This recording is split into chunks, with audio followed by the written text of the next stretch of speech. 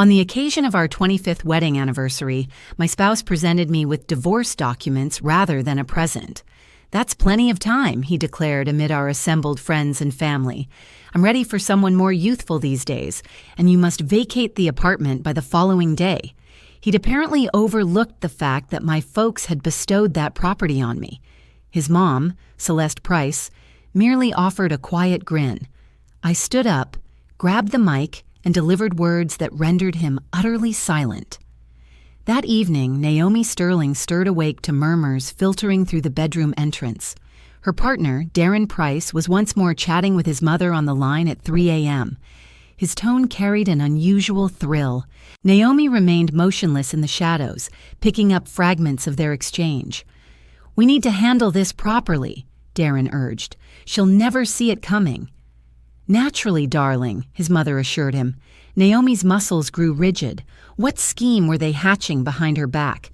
And at this timing, merely weeks shy of their significant milestone. The wooden flooring groaned as Darren re-entered the space. Naomi swiftly closed her eyes, feigning slumber.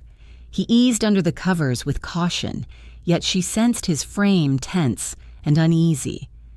Come morning, the atmosphere seemed off-kilter. Darren displayed an uncharacteristic warmth. "Darling Naomi," he murmured, pressing a kiss to her face. He carried the scent of high-end aftershave. "Shall we pick out the spot for our anniversary meal today? I aim for flawlessness in every detail." Flawlessness. Naomi arched a brow. Over their quarter-century union, Darren had rarely shown such zeal for communal events. She typically managed all the arrangements, only for him to nitpick afterward. "All right," she answered cautiously, observing as he hurried away to his job. His mobile lay on the bedside table. An alert illuminated the display. Naomi glanced instinctively. It read, "Reminder. Phone S at 11 a.m. She inquired offhandedly while tending to the sill greenery. "Who is this S in your directory?" Darren whirled to face her sharply. For a moment, alarm flickered across his gaze, though he composed himself swiftly. "Oh, that's Sanchez, a work associate from Seattle, merely seeking his input on a professional matter." Untruth. Naomi understood her mate intimately. Deception always triggered a subtle tick in his left eye, precisely as it did then. "Got it," she said, forcing a grin. Yet inwardly, anxiety gripped her core. After his departure, Naomi lingered by the pane, staring at the overcast October clouds above Georgetown. 2.5 decades, a full quarter-century since their college encounter. She had excelled in accounting studies. He was an emerging executive.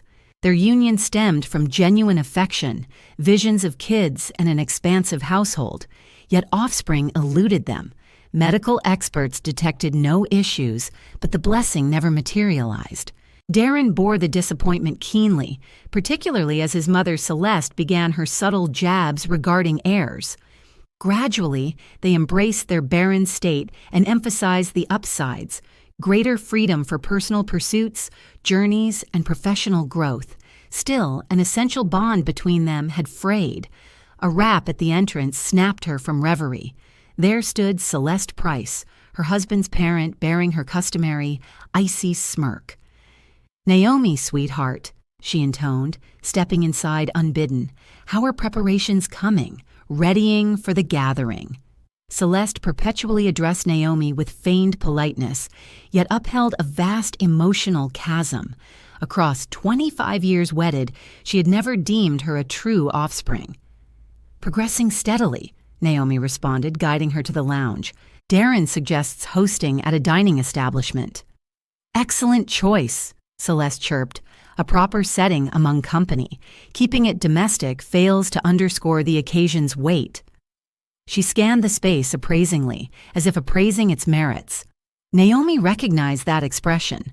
Wordlessly, it conveyed Celeste's sprawling suburban estate, outshone this in scale and elegance. "Incidentally, Naomi, love," Celeste continued, claiming a seat in the easy chair, "I've pondered what's ahead.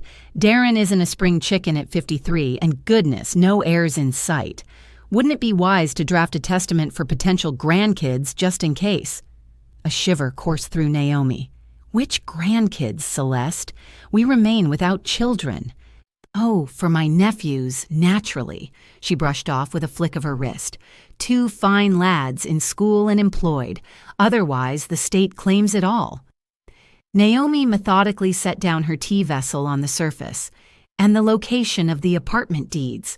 Celeste queried abruptly, as though idly, merely considering the lad's prospects.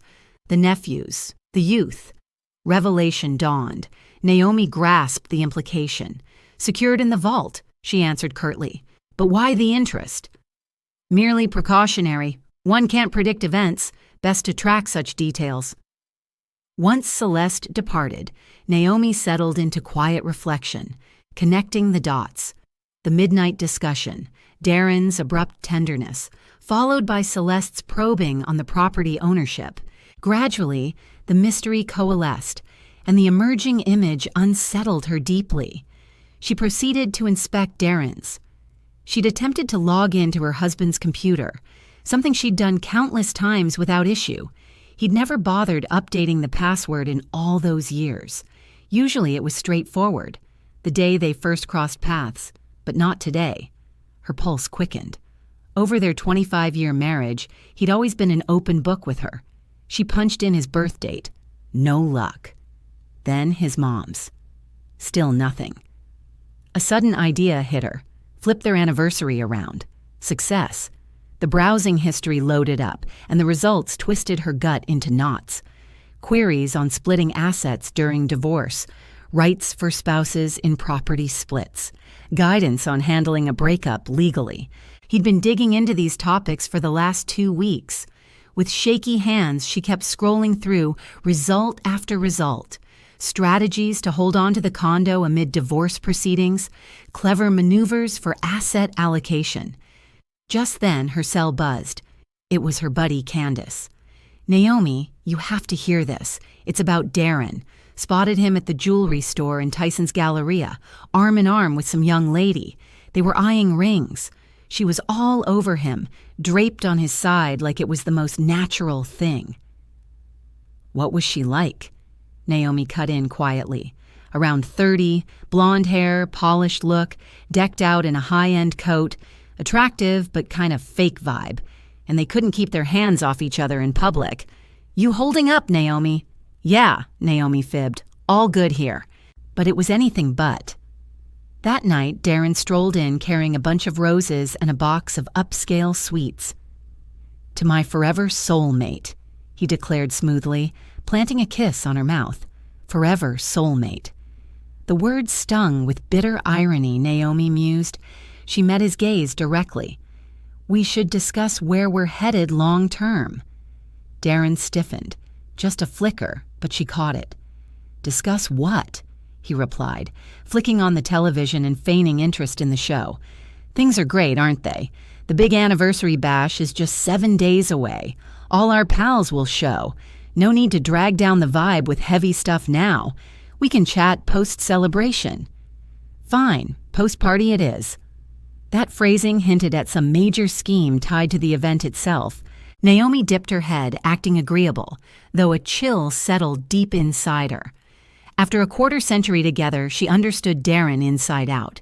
He was orchestrating something methodical and ruthless, looping his mom for sure, and likely an attorney too. What he couldn't guess was Naomi's hidden card, a game-changer that might dismantle his whole scheme. For the moment, she'd keep it zipped. The following morning, Naomi stirred awake with that same nauseating twist in her belly, like she'd endured a devastating blow the previous day and was only now adjusting to the fallout. Darren bolted out before coffee. Got a conference, he muttered. A conference, Naomi reflected darkly. She had a pretty solid hunch about the attendee list. By 11 a.m., the landline chimed. Darren had left his mobile behind, screen down on the counter. She let it go to voicemail, but the recording captured the voice. Dee, it's Mom. Chatted with Mr. Hayes. It's all set. Key is keeping her in the dark right up to the end. Ring me when you can. Hayes, the so-called work contact from Seattle. Pieces clicked into place. The floor seemed to drop out from under Naomi.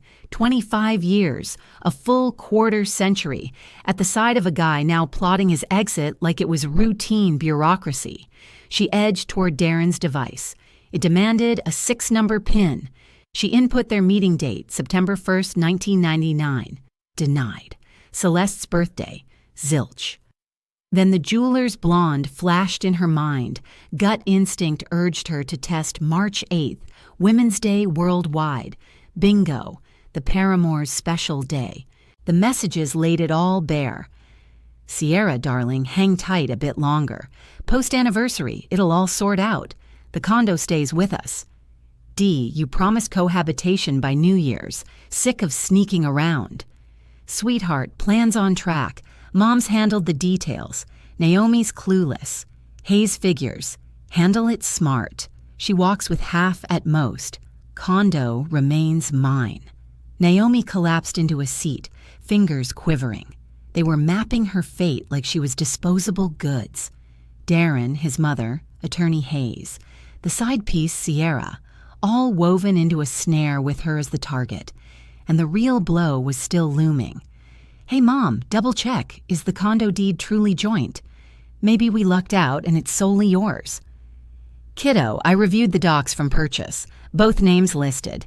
But Hayes assures there are loopholes. Crucial part, get her to initial the release, and if she balks, she'll sign anyway. Once we pull off the party stunt against her, no choice left. What stunt exactly? Panic clawed at Naomi's chest. Public shaming ahead, maybe pinning blame on her for some invented fault. No time to lose. She snapped photos of the vital exchanges to her device and restored his phone to its spot. Time for strategy. Time for backup. She dialed Aisha Cole, her old college pal turned family law expert. They rarely caught up, but the bond endured. Naomi, Aisha greeted on pickup. Been ages, you okay? Free to grab coffee today? Naomi inquired, forcing steadiness into her voice. She scheduled a meeting. Yeah, I can do 6 o'clock. Swing by the office and we'll chat. Aisha's workspace sat in the heart of downtown inside a sleek skyscraper. She welcomed Naomi with an embrace, yet right away spotted the strain in her posture. Have a seat, spill it all. What's going on? Naomi inhaled deeply. Let's put it this way. A friend of mine is dealing with issues from her spouse. He's pushing for a split but keeping it under wraps, and it looks like he's laying a snare. Aisha fixed her gaze on Naomi. You positive this is just some made-up friend, Naomi? Naomi paused for a moment, then laid it all out. The calls in the dead of night, the texts on the phone. Sierra, that meddling mother-in-law, the whole plot. Aisha paid close attention, now and then seeking details. Got it, she concluded at last. This is no small matter, but you're far from defeated. The upside is you caught on early. Now, about the property.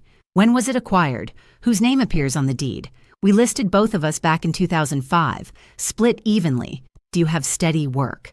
Absolutely. I handle finances as controller at Alliance Development Group. Been there 15 years, and the weekend retreat is jointly owned too, though its value isn't high. The apartment's the big prize. Aisha scribbled some points. Naomi, as long as you stay sharp, they can't touch you. During a separation, each side gets what's rightfully due. Nobody can make you forfeit your portion. Still, it's obvious they're scheming foul play. They aim to leave you vulnerable, maybe through drama, blame, or whatever shatters you. Stay prepared. How should I gear up? Collect proof, snap pics of those texts, tape talks if possible. Shift a bit of cash to your solo account. Above all, act like you have no clue about their moves. Naomi agreed with a nod. For the first time in days, a wave of ease washed over her. She now had strategy. She had backup. Appreciate it, Aisha. What's the fee? Aisha grinned. Zilch, sis. Pals don't bill each other. Just update me. And know this. Whatever unfolds, you're not isolated or powerless. Naomi headed back home, resolved to move forward. Yet what awaited her there proved the battle was underway. Darren stood near the door, eyeing his reflection. You seem a tad worn out these days, don't you? he remarked, avoiding her eyes. Sorry to say, but yeah, Naomi, you've been neglecting your appearance a little. Hey, hitting 50 isn't the apocalypse, but self-care matters. Hit the fitness center, consult a skin specialist, maybe freshen up. I ran into Candace's girl earlier. She's 30, but could pass for 25. Super refined. And you? Well, you get it. He was pitting her against younger ladies, building a case for his disloyalty. I've got a full-day session tomorrow, he added abruptly. It's the weekend, but it'll run long. Likely another rendezvous with Sierra. No problem, Naomi responded evenly. And on Sunday, I'm off with Mom, helping her with that new smart television setup, bonding with the conniving clan. That evening, as Darren showered, Naomi checked their shared banking app. Over the past month, $30,000 had vanished through multiple transfers, presents for Sierra, fees to the attorney, and heaven knows more, all from their common funds. Naomi gave a shaky, wry chuckle. They were funding her own ruin with her cash, but she held a hidden advantage they couldn't fathom. Just a week before, a document had come from a legal office. Her Aunt Josephine, her dad's elder sibling, had died in Germany. No kids, no partner. Everything went to Naomi, her sole niece. That meant a flat in Munich worth about $800,000 USD, a savings account holding $570,000 USD, plus a high-end investment unit in Miami Beach, Florida. All told, more than $3 million in Ars assets. Naomi had kept it secret.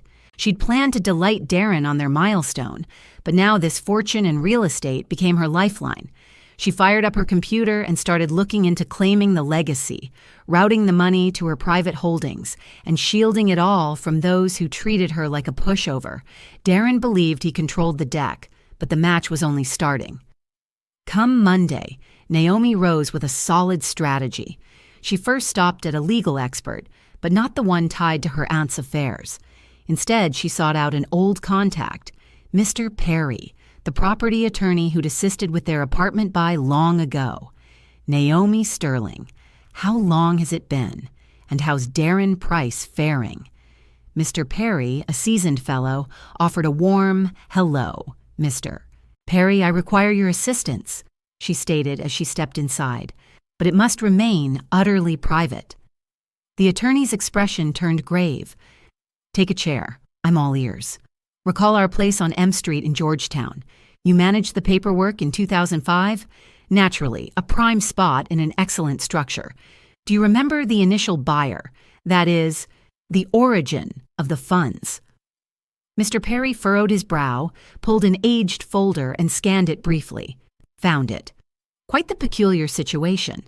The funds originated straight from your parents' account, and the gift deed names you as the only beneficiary. Darren got added 2 months afterward as your spouse. A wave of relief washed over Naomi's heart. So, it's officially a premarital property. Officially, that's correct. Your folks transferred it to you before Darren showed up in any paperwork. During a split, that detail could shift everything. He'd have to demonstrate significant contributions, like major upgrades to stake a claim. Naomi gave a subtle smile. Darren hadn't put a penny into the apartment. She'd handled it all alone. "Can you provide some verification?" "Absolutely. Swing by tomorrow afternoon. It'll be prepared." As she exited the office, Naomi sensed a shift within her. For the first time in weeks, she felt empowered, safeguarded. Yet what greeted her back home stole her breath. A delivery service brought a hefty packet from Germany, the concluding documents for Aunt Josephine's estate. With the attached overview, Naomi scanned the details. An apartment in Munich worth $800,000, a savings account holding $570,000, plus the upscale investment unit in Miami Beach. Over $3 million altogether. She sank into the sofa in the den. Now she stood as a prosperous, self-reliant, liberated individual. But Darren mustn't learn of it. Not just yet. Her cell buzzed. Darren, his tone excessively upbeat. "Naomi, darling, I've been pondering. How about we truly mark our anniversary? Co-workers, pals, the whole crowd. Why make it such an event, D?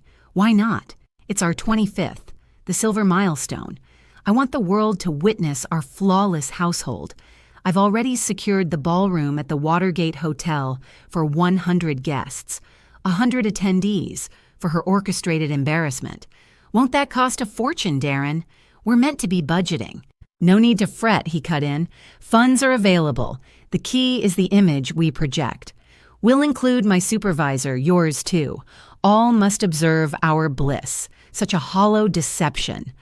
All right, Naomi replied evenly. As you wish. Excellent. I've got a session with potential collaborators. Chat later tonight. Collaborators. Naomi understood the implication. Later that day, Celeste Price showed up bearing a present. Naomi, sweetheart, she cooed sweetly, passing over an envelope. A little something from me to you. Inside was a session with a top-tier family attorney, merely as a precaution. Who knows what might arise? Naomi unsealed it to reveal a card from Hayes and Associates, experts in divorce and property matters, plus a handwritten message. Complimentary session whenever. The nerve. They were recommending the exact attorney plotting her downfall. Thanks, Naomi responded curtly. How considerate. I'm concerned for you, my dear. My dear. After a quarter century, her mother-in-law uttered that term right before twisting the knife. Once Celeste departed, Naomi started tidying up. In the pocket of one of Darren's coats, she discovered a wadded-up business card. Mr. Hayes, specializing in family matters, separations, property splits, support payments. The identical attorney, the identical scheme. Darren returned home late that evening, jovial and carrying the scent of high-end fragrance. He embraced Naomi, all set now. Dinner options, invitees. It's bound to be memorable. Naomi eyed him with icy detachment. He was spot on. It would be memorable, though not in the manner he envisioned. Dee, what's that aftershave you're using? It isn't your usual. He stammered. Rode the lift with the lady next door. She douses herself in potent scent, and it stuck to my coat. Fabrication piled on fabrication. Oh, and by the way, he added, strolling to the pane, for the celebration, I'll deliver a heartfelt address on our journey and upcoming visions. What visions? Wait and find out.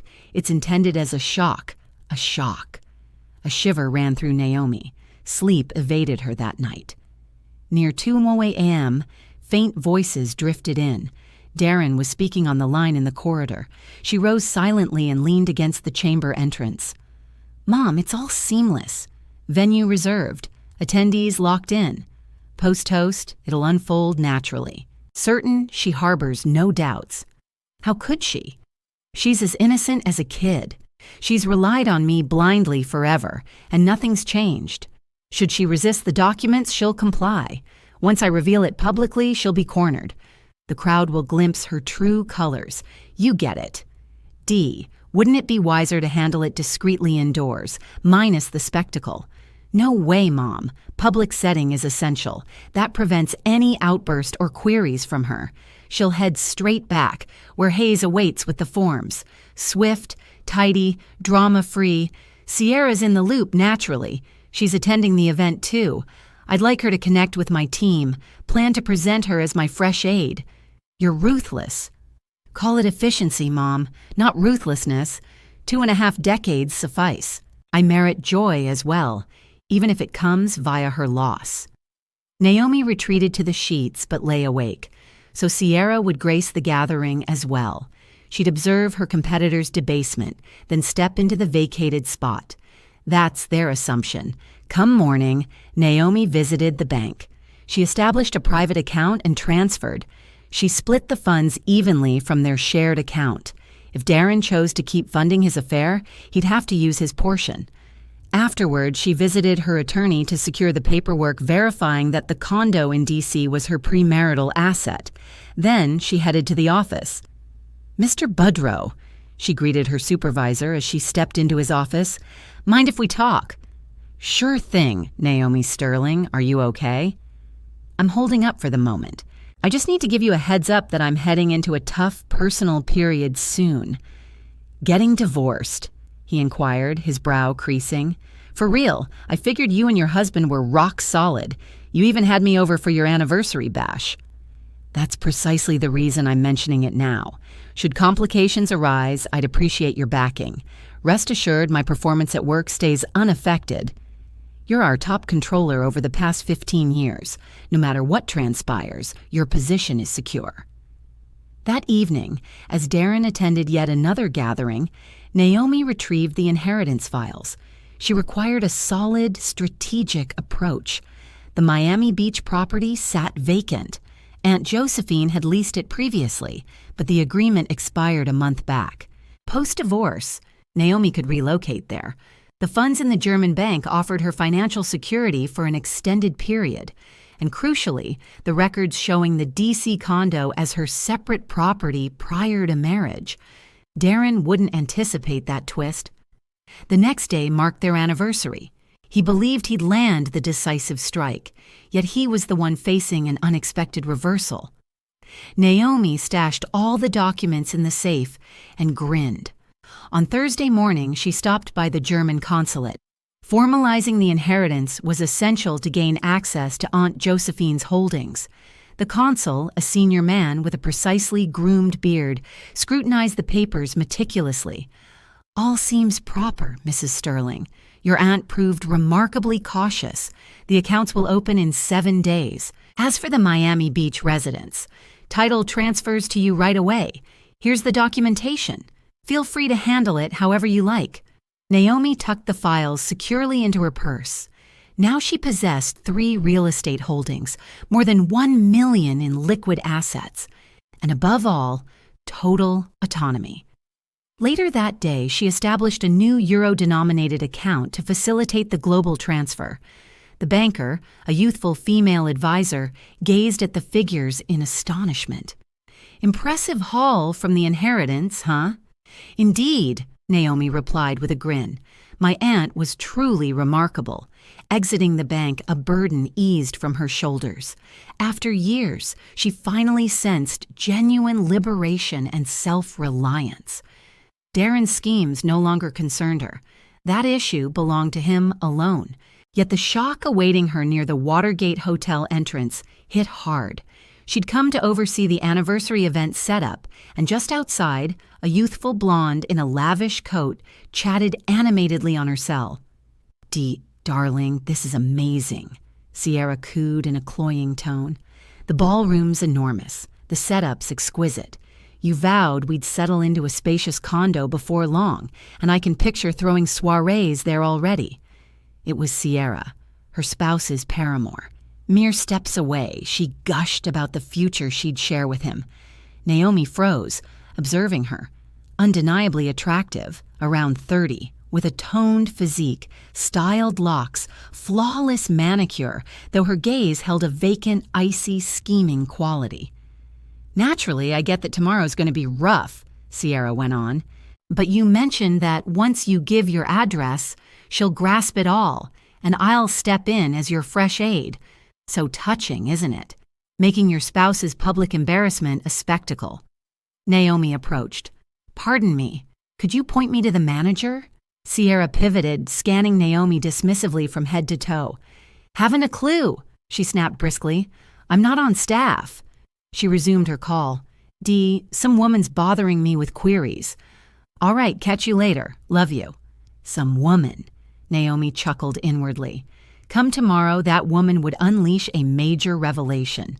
The eatery's overseer, a warm, rotund lady, welcomed Naomi cheerfully. Regarding tomorrow's celebration, Mr. Price covered the full tab already. Ballroom for 100 guests, full spread, orchestra included. And the total for that extravagance: $45,000. Your husband demanded nothing less than premium. $45,000 to stage her public degradation. Naomi inclined her head. Understood. Might I view the venue? Absolutely. The space exuded opulence. Soaring ceilings, sparkling crystal fixtures, pristine linens on the tables, vast wall mirrors. Every attendee would witness the drama clearly. Where's the spot for the toast microphone? Naomi probed. Central stage, as per the manager. Mr. Price wanted his words to reach every corner. Naturally, ensuring the shame resonates fully. Back home, Darren awaited anxiously, striding about with the document clutched tightly. "Oh, Naomi," he uttered, hastily concealing the sheet. "Where have you been?" "At the venue, verifying details." Impressed. "Stunning. $45,000 for a single evening." "Honestly, Dee, but isn't that excessive? We have other plans." "Yeah, right. No need to stress," he dismissed with a snort. "The funds are secure. The key is to leave a strong mark on the attendees or the lady of the house." That evening, Celeste Price showed up buzzing with energy. "Son, are you set? Have you practiced your address?" "Absolutely, Mom. It'll go off without a hitch. Relax." She squeezed his arm. "Your talk will shine. Folks will realize you chose wisely." "Chose wisely?" Naomi observed from the kitchen, fury simmering within. "Mom, suppose she causes a fuss?" Darren wondered. "She won't," Celeste assured him firmly. "Surrounded by so many, she'll keep it under control. She's refined. They'll hash it out privately. And Hayes, is he prepared?" "Yep, the paperwork's complete. She just has to sign. Once your speech wraps, she won't have options." Naomi slipped into the bedroom unnoticed and pulled her files from the drawer. She was all set. She gathered the papers into a compact envelope. The deed proving the condo was hers pre-wedding, the inheritance papers, and the details for her fresh bank setup. Come morning, those files would flip the script. Later, after Celeste departed, Darren barricaded himself in his office. Naomi caught him practicing his lines, muttering under his breath. She edged to the door and strained to hear. "Esteemed friends, this marks a momentous occasion. 25 years back, I took a step that felt correct. Yet time marches forward, individuals evolve, and at times, it takes guts to own up to your errors." Errors. Their quarter-century union was his blunder. "I appreciate Naomi for the time we've shared, yet candor requires the full story. We're now distinct souls with clashing principles, divergent visions ahead, and I've reached a verdict." The latter part blurred, but the intent rang loud. Naomi retreated to the bedroom. Sleep evaded her. Dawn broke with Darren rising cheerfully. "Naomi," he noted, fiddling with his necktie in the mirror's reflection. "This day's bound to be fantastic. Indeed, our milestone. More than that," he added with an odd grin. "Come tomorrow, your world shifts. Mine, too. Utterly. Utterly. Wait and see, it'll catch you off guard." "Off guard. Dee, mind if I pose something?" "Go ahead, what's up?" "Did you ever truly care for me, for real?" He paused, grip on the tie. Such an odd query. Why bring it up now, of all times? "Just wondering." "Naturally I did," he claimed, eyes averted. "And I do still, in my fashion." In his fashion, like valuing a worn-out chair that's outlived its use. "Got it," Naomi murmured softly. All day Darren buzzed around, phoning the venue, reviewing invites, issuing directives. By dusk, tension etched his face. "Set, Naomi." She faced the mirror in a fresh, sophisticated navy gown picked for the occasion. "Set." Then off we go. Time to reveal the reality. The reality? Naomi clutched her bag, documents tucked inside. Yes, everyone's due for the facts. The ride passed wordlessly. Darren fidgeted, tapping the wheel. Naomi gazed at passing urban glows. A quarter-century prior, they'd driven quietly to City Hall, too. Back then, the quiet hummed with anticipation and affection. Now, it signaled impending clash. "Naomi," Darren ventured as they pulled up to the hotel, "whatever unfolds tonight, know I truly hope the best for you." The best? How bitterly ironic. "Thanks, Dee," she answered calmly, smiling, "and may you get precisely what's coming." The Watergate Hotel's grand hall gleamed. 100 visitors occupied circular tables adorned with white blooms and gilded tapers. The main spot held the couple. Naomi grinned, fielding well wishes, though nerves coiled tight. The strike loomed close. "Naomi, you're radiant tonight," remarked Marina, her colleague. 25 years side by side. So touching. "True," Naomi agreed, scanning the space. "Entirely unforeseen. Every bit." In one nook, Sierra, Darren's paramour, lingered. Presented as his latest marketing aid, youthful, attractive, clad in costly finery, she bantered easily with co-workers, acting as if all was normal. Darren Price, kudos on the milestone, offered Michael Boudreau, his firm's head. Solid partnerships like yours are rare sights. Appreciate it, Mr. Boudreau, Darren responded, clasping his hand. This evening's unique. I've even crafted a standout address. An address. Naomi's mouth parched. Celeste Price mingled table to table, soaking up praise for her fine boy and his perfect spouse. Her gaze sparkled with triumph. She anticipated the shift. At a modest rear table, a 50s-ish fellow in somber attire perched rigidly. Naomi didn't recognize him, but she'd seen his photo. Mr. Hayes, the attorney, present for any signing needs. "Cherished attendees," boomed the MC's voice through the microphone. "Could I have everyone's focus for a moment? Darren has a short speech he'd like to deliver for his spouse." The room hushed instantly. All eyes shifted to the head table. Darren rose to his feet, grabbed the mic, and flashed a wide grin. "Folks, I'm grateful you're all here for this milestone occasion. 25 years isn't trivial. It's a full quarter-century spent with just one individual." The attendees nodded, lifting their drinks in toast. "I've reflected deeply on our shared journey," Darren went on, "on the bonds that drew us close, the joys we shared, and the parts that fell short." Naomi stiffened. "Here it comes," she figured. "And I've come to a crucial realization. Folks evolve. Choices that feel spot on in youth might later reveal themselves as errors." The venue fell even more still. Attendees swapped puzzled looks. A quarter-century back, I selected my lifelong companion based on impulsive young feelings. Yet experience has sharpened my perspective. "Darren," Naomi whispered, "what's this about? The reality, my love. We can't keep deceiving ourselves any longer." He faced the crowd, his tone sharpening, more resolute. "Esteemed guests, I aim to be straightforward with you and with me. For 25 years, I've put up with an existence alongside a woman ill-suited to me. A dull, unexciting figure who fails to match a thriving executive's needs." The hall buzzed with shocked whispers. "Darren, have you lost it?" a voice shouted. "Not at all," he responded steadily. "I'm seeing things straight for once. Naomi has to grasp this. Our union ends here. Divorce papers are coming." The space froze in disbelief. Gasps echoed. Some clutched their hearts. His mom, Celeste, beamed with clear satisfaction. Moreover, Darren pressed on, gaining confidence. "I demand an equitable split of our holdings. Naomi should vacate the apartment. Fresh starts await, along with new connections." He stared directly at Sierra, the fair-haired woman lingering at the rear, her triumphant sneer hardly hidden. "This some kind of prank?" a lady inquired, dazed. "Are you sane, Darren?" his superior challenged.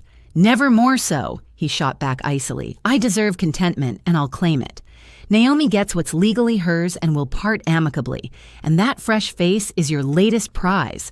One of Naomi's pals hollered, jabbing a finger at Sierra. "Sierra's an exceptional lady." "She gets my requirements," Darren declared boldly. "Not like certain others. That did it." Naomi stood gradually and softly claimed the mic from her dazed partner. "Thanks, Darren," she remarked in a soft, nearly gentle tone. So forthright. The air went dead quiet. The crowd braced for sobs, hysterics, an exit in tears.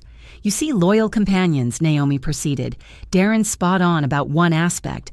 No more deceptions, and I'll share some candor myself." Darren scowled. This wasn't his plan. "Fact is, I've been aware of this farce for 3 weeks. I learned of Sierra, the attorney Hayes, lurking in that corner, and your scheme to force me to relinquish my claim on the apartment." Mr. Hayes blanched and attempted a stealthy getaway, but irked attendees halted him. "Naomi, what's that mean?" Darren attempted to cut in. "That your scheme crumbled, sweetheart. Look," she explained, drawing a file from her bag. "You slipped up badly. Our apartment isn't joint property. It came as a gift from my folks, titled solely in my name pre-wedding. Here's the proof from the property attorney. Darren recoiled. Impossible. Plus, Naomi added, 3 weeks past, I inherited from my Aunt Josephine in Germany an apartment in Munich, a high-end one in Miami Beach, and north of $1 million in liquid assets. The hush enveloped everything. So, Dee, what split of goods were you mentioning? You'll take 50% of the cottage and half your vehicle. The rest stays with me. Sierra, pressed to the wall, went ghostly pale. And here's the entertaining bit, Naomi noted, grinning. Any idea how much your high-achieving spouse blew on this stunt to shame his bride in public? $45,000 from our common account. The crowd started rumbling in anger. Yet I'm not vengeful, Naomi went on. Darren, you're released. Grab your marvelous companion, as you put it, and settle anywhere but my apartment. Hold on, Darren muttered. We should discuss. No discussion needed. Divorce filing hits tomorrow. Hayes, you're dismissed. I won't require your services. She pivoted to the assembly. Valued friends, sorry for spoiling your night, but honesty often trumps facades. Thanks for attending. Now the masks are off. Naomi set the mic down on the table and headed for the door. In her wake, chaos ignited. Darren, you're an utter cad, a female bellowed. How dare you treat your wife so? 25 years and this betrayal. Sierra sought a quiet escape, but an enraged cluster of guests barred her way. As for you, marriage ruiner, figured snatching a taken man would be simple, lacking any decency. Celeste Price moved from seat to seat, attempting she tried to clarify things, but nobody paid attention. In the meantime, Naomi stepped out of the restaurant and inhaled the refreshing evening breeze. Liberty at last. She halted by the entrance and glanced back at the turmoil within. From the expansive glass panes, she watched the fragile empire Darren had constructed over many months crumble apart. He stood amid the dance hall, ashen and bewildered, resembling a performer who had blanked on his script. The mic rested discarded on the ground, with attendees shouting all around him. Mr. Michael Budrow, the chief executive, moved closer. Darren Price, I'm profoundly let down by this spectacle. We'll need to reassess your role at the firm. But Mr. Budrow, you misunderstand, Darren stuttered. It isn't as it appears. Naomi distorted the whole matter, distorted. Marina, a fellow employee of Naomi's, cut in sharply. We all caught your words. Enduring a dull wife for 25 years, don't you feel any remorse? Off in another section, a separate confrontation erupted. Sierra, suddenly aware that her vision of residing in a high-end apartment had vanished, shoved past the furious crowd. Darren. She clutched at his jacket. What's happening here? You vowed me an apartment. Where's the cash you handed over for our fresh start? Hush, Darren murmured, glancing about anxiously. Not the place.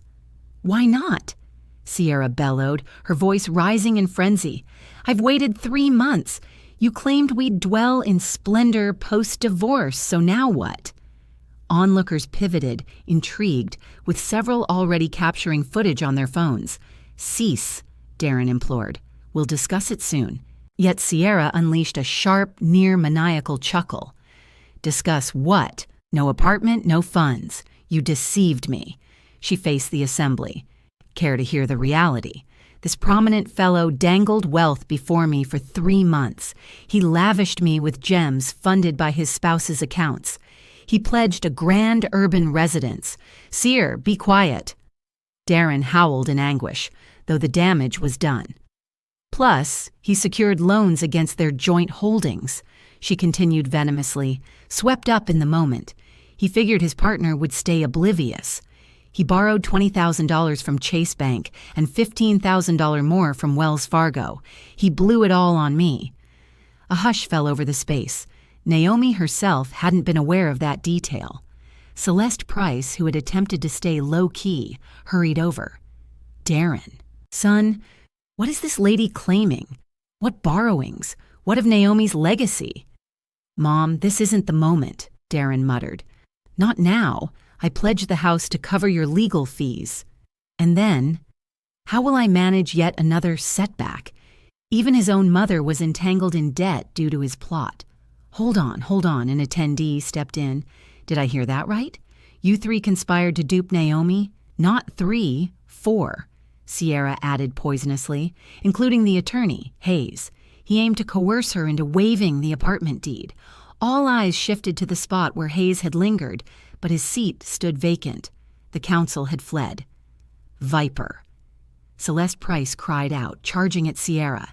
This mess is on you. You unhinged my boy. On me! Sierra fired back, outraged. Your boy pursued me relentlessly. He branded his wife a simpleton, said he'd sway her without effort. Staff pulled them apart right before blows could fly. Such humiliation, a lady declared clearly. Mr. Budrow, isn't Naomi on your team? Indeed, and she's the top accountant I've employed in 15 years, the executive affirmed, resolutely. Following this farce, all I'll do is boost her pay, while this fellow, he eyed Darren with disdain, ought to seek new employment. With that stain on his name, he'll struggle. Darren darted among his mom, his paramour, and the outraged throng, desperate to salvage the situation. Folks, you're missing the point, he shouted. I deserve joy. After 25 years, it's excessive. An elderly lady drew near, Aunt Clarice, Naomi's relative. And did her emotions cross your mind, enduring 25 years with a self-centered sort like you? Aunt Clarice has a point. Naomi's kin rallied behind her. Utter embarrassment. Types like you have no place among us. Lucky Naomi uncovered it early, her cousin Dwayne chimed in, or you'd have strung her along forever. Hey, why not share this online? A youthful attendee suggested. Let the world see who Price really is. Yeah, voices chorused. We should make Dabar's silver anniversary betrayer go viral. No, please, Darren entreated. Don't. That's my personal affair. Personal. Sierra scoffed. You shamed your spouse before 100 souls, and privacy matters now. Gradually, the crowd dispersed. Naomi's relatives first, followed by her colleagues, then the rest. As they departed, each voiced their take. Darren Price. A workmate called over his shoulder. Post this evening, pretend we're strangers. Family disgrace, a local grumbled. How will he show his face? You're scum, a guy stated directly while exiting. You paraded your wife as a punchline for all to see. 30 minutes on, just the key players of the fiasco lingered in the ballroom. In the dimly lit ballroom, Darren, his mother Celeste, Sierra, and a handful of intrigued servers lingered. So what's next? Sierra wondered aloud, smoothing her tousled locks. Got any cash left, Dee? From where? He grumbled. I blew it all on the bash, your presents and those loans. Who's covering those now? Beats me. Perhaps I could offload the car. The car. Sierra let out a harsh chuckle. You serious? That barely scratches the debt. And me. I ditched my old flame for you. I haven't a clue, Darren muttered again. No idea how to fix this. Celeste Price buried her face in her palms. And what do I say to Hayes? He bills for every session, and I even pledged my home as security. Mom, Darren said, drawing closer, we'll figure something out. Figure something out. She raised her head, eyes swollen and crimson. In my 70s, and your stupidity's about to leave me on the streets. Sierra rose then, slung her bag over her shoulder, and declared, You know what? I'm out. You both are hopeless.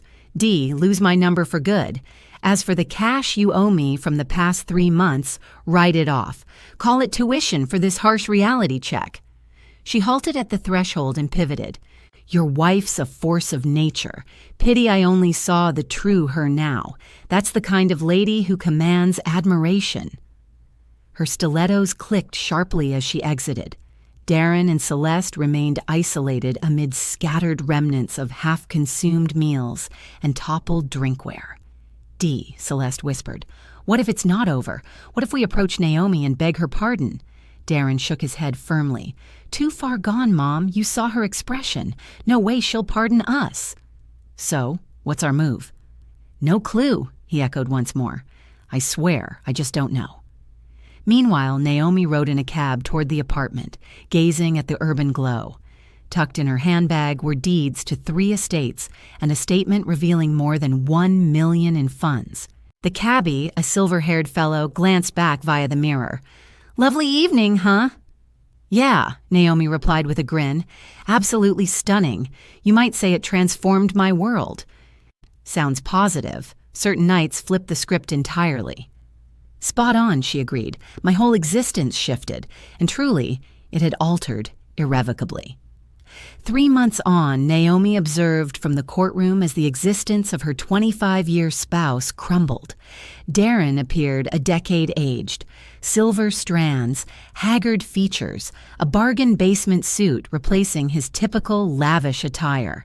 The judge, a bespectacled senior lady, scrutinized the papers meticulously. "All right," she announced at last. "The court rules thus.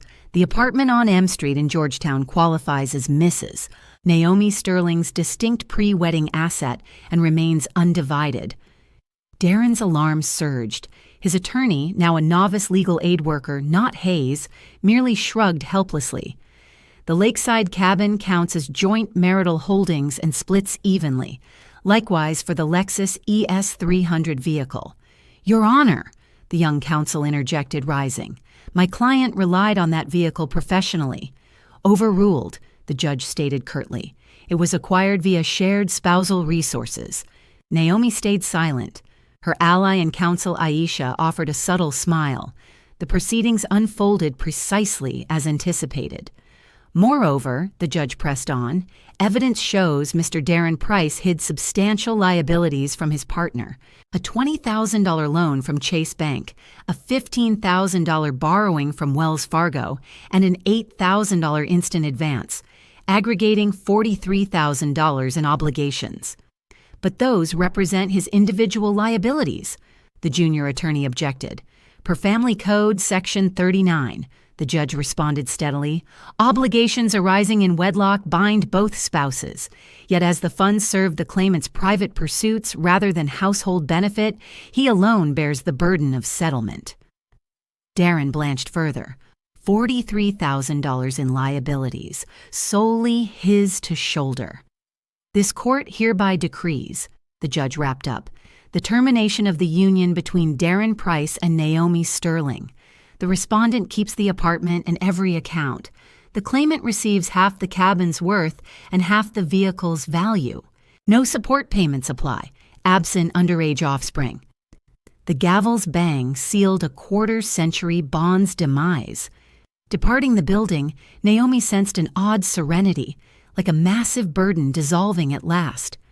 "Naomi," Darren called out. She paused and faced him. Her former partner lingered on the stairs, gripping a sheaf of paperwork. "What more is there?" "Pardon me," he murmured lowly. "I acted like a self-centered idiot. You merited none of my betrayal." Naomi studied him intently, genuine regret or merely an attempt to guilt her.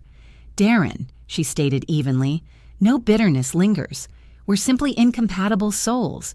You chased comfort by burdening others. I've always striven to claim my due. Might we meet occasionally as acquaintances?" "No," Naomi answered gently yet resolutely. "Sorry, but no, it's wiser we part paths separately." She spun and headed to her vehicle, a sleek new Audi acquired from a slice of her German legacy. Existence marched forward, and justice prevailed for all. Amo. Shortly after the split, Darren got fired from his job. That anniversary bash video exploded across social networks, and his firm's top exec wanted nothing to do with the mess. "Darren Price," his superior said during that final meeting, "I can't keep anyone on staff who's caused such a huge public embarrassment." "But I've always been a solid worker," he protested. "Perhaps, but your image is totally ruined. Sorry about this." Landing new work proved tough. Folks everywhere knew his face. The clip even sparked the Chamiao Sanvareri Trader hashtag going viral. No one was eager to bring on board a guy with that kind of baggage. Eventually, he took up driving a cab in his beat-up Toyota Camry, which he'd repurchased from Naomi for half price, $15,000. These days, he crashed at his mom's cramped one-bedroom place on the city's edge. Meanwhile, Celeste had to offload her swanky downtown estate to cover the bills and snag something more modest and affordable. "Dee," she'd murmur to him each evening, eyeing the peeling paint on the walls, "don't you wish you'd heeded my warning, never tangled with that Sierra?" "It's over and done with, Mom," Darren would shoot back, tallying up his daily tips. "No point dwelling on what-ifs now." As for Sierra, she was thriving big time. Just 2 months post-drama, she tied the knot with a 50-year-old business owner who ran a bunch of eateries. He had deep pockets, even if brains weren't his strong suit. He swallowed her tale of a poisonous affair with a wedded guy hook, line, and sinker. Her wedding pic on social media flaunted extravagant floral displays and shiny gold accessories. The caption, "At last I've discovered real romance. Blessed fresh start." Darren scrolled past those images and managed a sour grin. Sierra snagged exactly what she was after, a loaded spouse. But it sure wasn't him. Naomi, on the other hand, carved out a whole new path. She relocated to her Aunt Josephine's sleek investment pad in Miami Beach. It was a bright, airy spot overlooking the sea, a real haven from the urban frenzy. Accounting no longer appealed to her. Using her windfall inheritance, she launched a boutique press focused on bringing European novels to English readers. It had been her dream forever. "Naomi Sterling," Mr. Boudreau remarked as she handed in her notice. "We'd hate to lose you. Certain you won't think it over." "Appreciate it," she answered with a warm grin. "But I've uncovered my real calling. I'm all in on literature now." "Best wishes, then. And hey, after the ordeal with your former husband, a lot of our women staffers admire you. A lady's got to stand her ground." One night, her pal Aisha dropped by. "You seem so at peace," she noted, scanning the snug lounge. "Feel like you've gotten even." "Honestly," Naomi mused, "it's not about payback, it's liberation. That wasn't revenge. I was just protecting what's mine. Truth prevails in the end, no matter how long it lingers." They sipped tea out on the balcony, gazing at Miami's twinkling skyline. "Any regrets over those 25 years?" "None," Naomi replied, shaking her head. "They showed me something priceless. Trust only in yourself and prize integrity most of all." Her little imprint hired 5 sharp young linguists. They put out lovely volumes in limited runs for true book lovers. "Your journey's remarkable," her editor Anna commented one afternoon. "My mother was at that celebration. She's on your ex's team. She says women like you are rare gems." "I don't see myself as tough," Naomi countered. "I simply refuse to play the victim." A year on, a note arrived from Darren. "Naomi, not sure if you'll even open this. I just need to say I get it now. You were the greatest part of my life. I blew it through stupidity and selfishness. No plea for pardon. I know it's not mine to claim. Just know you merit the world. Stay joyful, Darren." Naomi skimmed the words and tucked it into a drawer. No bitterness, no sorrow, just echoes of bygone days. That evening, she stepped onto the terrace with her coffee mug. Miami sparkled under the stars, faint tunes drifted from afar, and the breeze carried scents of blooming blossoms. She was unbound, self-sufficient, immersed in her passion, and after so long, genuine joy washed over her. Across town, Darren piloted his aging Toyota, ferrying riders, pondering how a single evening can strip it all away. Indeed, honesty triumphs over deceit, though it might demand patience. Enjoyed the tale. What city are you tuning in from? Drop a line in the comments. Let's connect. If the story hit home, toss me a super thanks to fuel more like it. Grateful for your kind backing. Can't wait to hear your thoughts below. Check the screen for 2 fresh narratives I swear you'll love. Tons more awaits on my channel. Hit subscribe, won't you? Catch you for the next chapter. Warmly yours.